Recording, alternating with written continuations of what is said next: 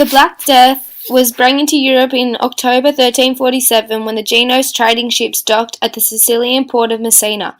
The townspeople which waited at the dock to welcome the sailors were met with a horrifying surprise. Most of the sailors were dead or gravely ill. They were overcome with a fever, something they have never seen before. The men were covered in mysterious black boils that oozed blood and pus, which gave the illness its name, the Black Death. The Sicilian authorities ordered the fleet out of the harbour, but it was too late. The disease had already passed on and was on its way to great grief. Over the next 5 years, the mysterious Black Death killed over 20 million people in Europe. There were a lot of social issues during the time of the Black Death, some of which are economical and cultural. People abandoned their families, friends, and fled cities and shut themselves off from the world. The economy underwent since it was so difficult to procure goods through trade and produce them. The prices of goods skyrocketed, which affected the mainstream society. Funeral rites stopped altogether and work ceased to be done. Some felt the wrath of God was descending upon man, and so fought the plague with. King Edward II was the King of England during this time. He had a daughter named Joan. She left England to go travelling through France. Whilst her travels through France, she contracted the deadly disease and passed away shortly after.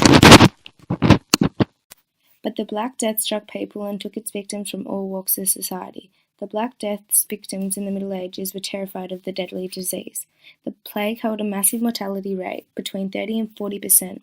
Victims had no idea how the disease came about and little ideas had to terminate it. During the time of the Black Death, people were dying everywhere. There were people laying dead on the streets and everyone was clueless what was happening to them. It was a time of great depression in human history.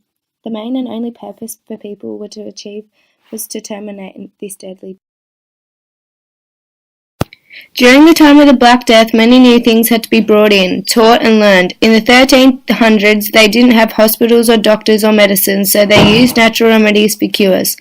Not many people were medically educated, so no one knew how to properly terminate the disease.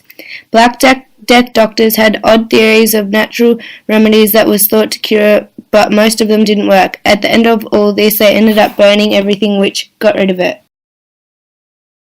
Before the Black Death hit Europe, almost all things, especially elements of daily life, were under the influence of the Church. In medieval times, even boiling an egg took the time to say prayer. But the most important thing was that the Church had always told people right from wrong. Since the afterlife was judged more important than the actual lifetime, it was considered essential to be given the last rites and to confess sins before dying to be sure of salvation. When the plague arrived, people believed it to be a punishment of God. Therefore, they often turned to the Church for help. But since the priests and bishops could not actually offer a cure or even an explanation, the Catholic Church lost a lot of its influence, and for many people, their view of the world changed drastically. There are many impacts on the Catholic Church now. First, there was the failure to help the suffering, then the inability of the new priests, and finally the wealth while everyone else was suffering. Since there had been neither help nor explanation from the Church, nor had promises for cures been kept, people started to question religion, or even started to revolt around against the Church. Of all the Church members lost during and after the time of the plague, not all were actually victims of the disease.